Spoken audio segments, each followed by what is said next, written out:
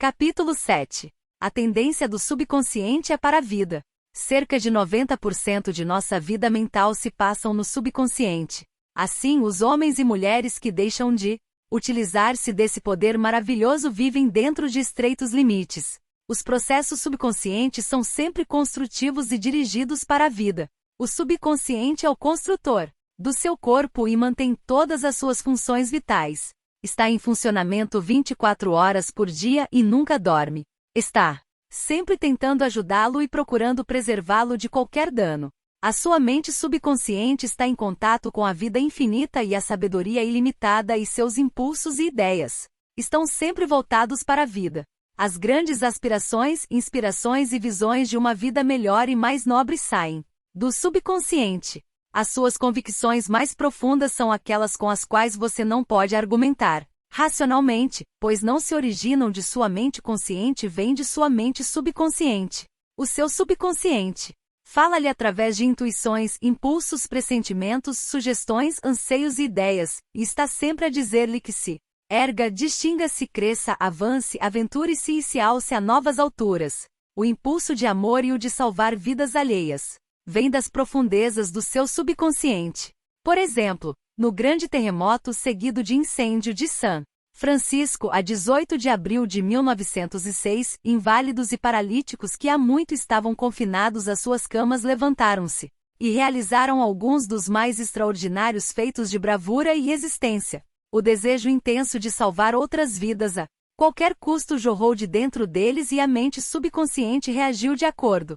Grandes artistas, músicos, poetas, oradores e escritores sintonizam com seus poderes subconscientes e são estimulados e inspirados. Um exemplo: Robert Louis Stevenson costumava, antes de dormir, encarregar seu subconsciente a tarefa de desenvolver histórias para ele durante o sono. Ele estava acostumado a pedir a seu subconsciente que lhe desse uma história boa e de agrado geral, quando sua conta no banco estava baixa. Stevenson contou que a inteligência da sua mente mais profunda dava-lhe a história, trecho a trecho, como um seriado. Isso demonstra como seu subconsciente lhe falará suave e sabiamente, dizendo coisas que sua mente consciente ignora. Mark Twain revelou ao mundo, em várias ocasiões, que nunca trabalhará em sua vida. Todo o seu humor e as suas obras saíam do reservatório inesgotável da sua mente subconsciente. Como o corpo reflete os trabalhos da mente, a interação das suas mentes consciente e subconsciente exige uma interação semelhante dos correspondentes sistemas nervosos. O sistema cérebro-espinhal é o órgão da mente consciente e o sistema simpático é o órgão da mente subconsciente. O sistema cérebro-espinhal é o canal através do qual você recebe a percepção consciente pelos 5 sentidos físicos e exerce controle sobre o movimento do seu corpo. Esse sistema possui seus nervos no cérebro e é o canal da sua ação mental volitiva e consciente. O sistema simpático, algumas vezes chamado de sistema nervoso involuntário, possui o seu centro numa massa ganglionar localizada atrás do estômago e conhecida como plexo solar, ao qual se chama algumas vezes de cérebro abdominal. O canal daquela ação mental que sustenta inconscientemente as funções vitais do corpo. Os dois sistemas podem trabalhar separadamente ou em sincronia. O juiz Thomas Trovard, em seu livro As Conferências de Edimburgo sobre Ciência Mental, diz: o nervo vago deixa a região do cérebro como uma parte do sistema voluntário e através dele controlamos os órgãos vocais. Mais adiante passa pelo tórax e envia ramificações para o coração e os pulmões. Finalmente, passando pelo diafragma, perde a camada externa que distingue com os nervos do sistema simpático, formando assim um elo de ligação entre os dois e fazendo do homem, fisicamente, uma entidade única. De maneira semelhante, diferentes áreas do cérebro indicam sua ligação com as atividades objetivas, subjetivas da mente. De modo geral, podemos indicar a parte frontal do cérebro como relacionada com as atividades objetivas e a parte posterior às atividades subjetivas, enquanto a parte intermediária partilha de ambas as características. De uma maneira mais simples, podemos situar a interação física e mental ao compreendermos que a mente consciente se apossa de uma ideia que induz uma vibração correspondente no sistema voluntário de nervos. Isso, por sua vez, provoca uma corrente similar a ser gerada no sistema involuntário de nervos. passando assim a ideia para o subconsciente, que é o meio criador. É dessa maneira que seus pensamentos se transformam em realidade. Cada pensamento acalentado por sua mente consciente e aceito como verdadeiro é enviado por seu cérebro ao plexo solar, o cérebro da sua mente subconsciente, para transformar-se em sua própria carne e ser trazido ao seu mundo como uma realidade. Há uma inteligência que vela por nosso corpo. Quando você estuda o sistema celular e a estrutura dos órgãos, como os olhos, os ouvidos, o coração, o fígado, a vesícula, etc., toma conhecimento de que consistem de grupos de células que formam um grupo de inteligência, por meio do qual funcionam juntos e são capazes de aceitar ordens e executá-las em função dedutiva. Há uma sugestão da mente dominadora à mente consciente. Um estudo cuidadoso do organismo celular indica-lhe o que ocorre no complexo do seu corpo. Embora o organismo monocelular não possua órgãos, ainda assim dá provas da ação e reação mentais, desempenhando as funções básicas de movimento, alimentação, assimilação e eliminação. Muitos dizem que há uma inteligência que toma conta de nosso corpo se nós o deixarmos entregue a si mesmo. Isso é verdade, mas a dificuldade é que a mente consciente sempre interfere com suas evidências dos 5 sentidos baseadas nas aparências exteriores, trazendo a influência de falsas crenças, temores e simples opiniões. Quando medo, falsas crenças e padrões negativos são registrados em nossa mente subconsciente, através de condicionamento psicológico, emocional, não há outro caminho aberto à mente subconsciente que não agir de acordo com as especificações que lhe foram apresentadas. O subconsciente trabalha permanentemente pelo bem comum. O ser subjetivo que há dentro de você trabalha permanentemente pelo bem comum, refletindo um princípio inato de harmonia que há por trás de todas as coisas. O seu subconsciente possui sua vontade própria e é em si mesmo uma coisa bastante real e de dia e noite, quer você atue sobre ele ou não. É o construtor de seu corpo, mas você não pode vê-lo, ouvi-lo ou senti-lo enquanto trabalha, pois se trata de um processo silencioso.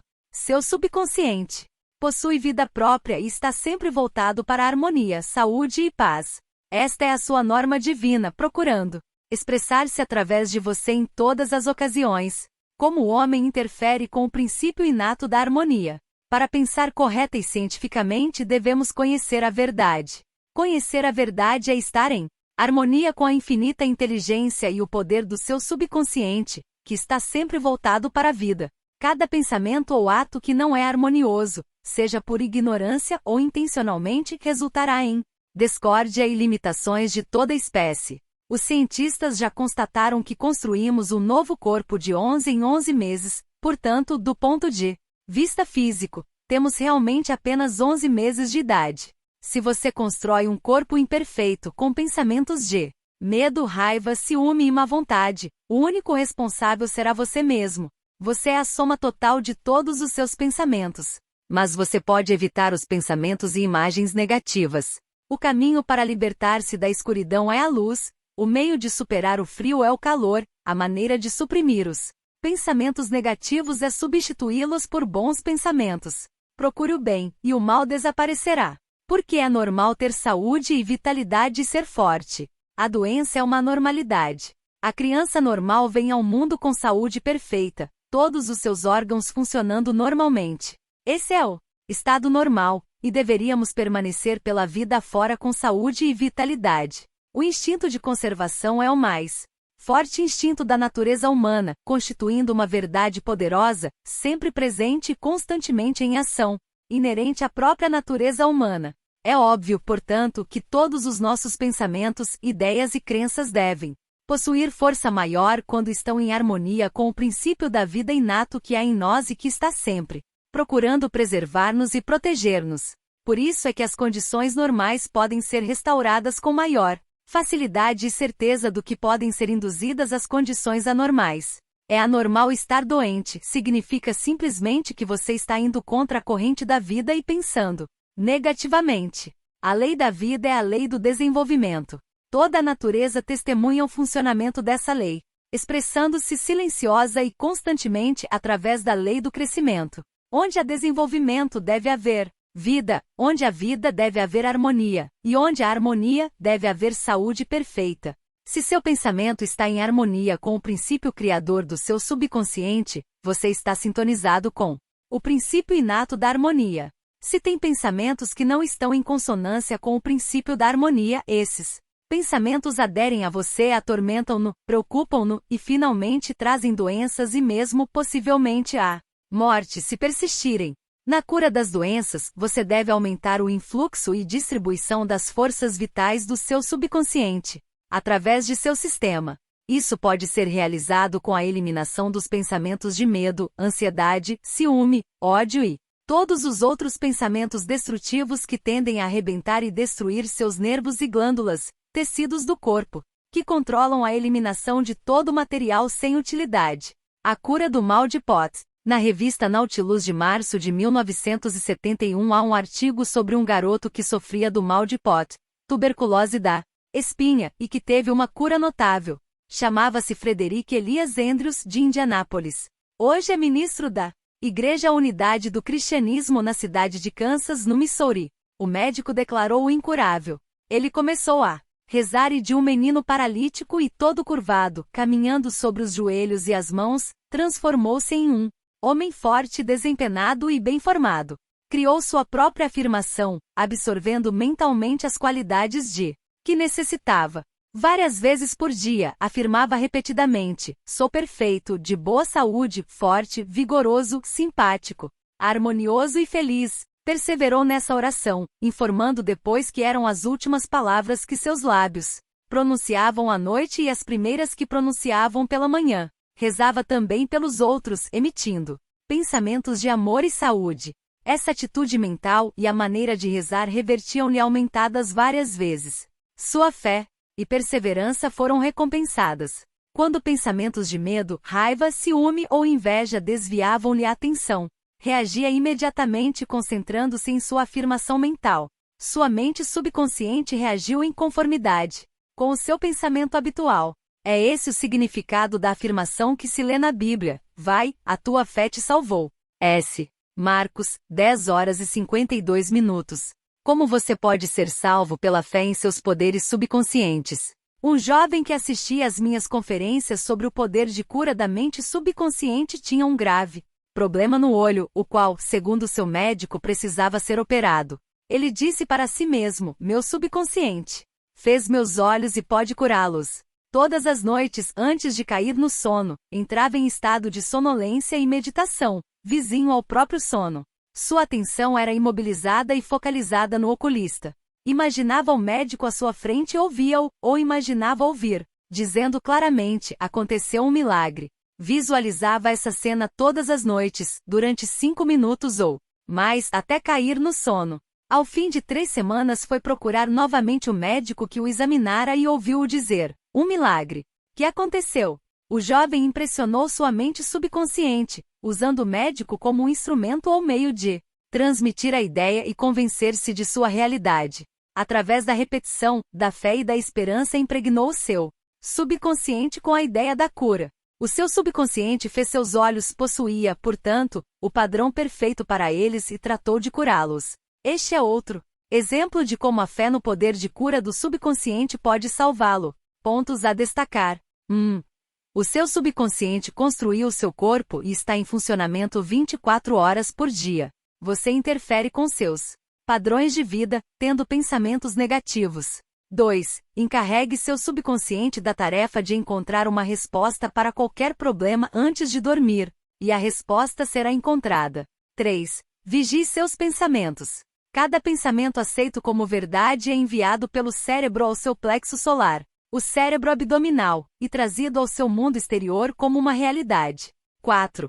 Saiba que você pode reconstruir-se, dando ao seu subconsciente novas impressões. 5. A tendência do subconsciente é sempre para a vida.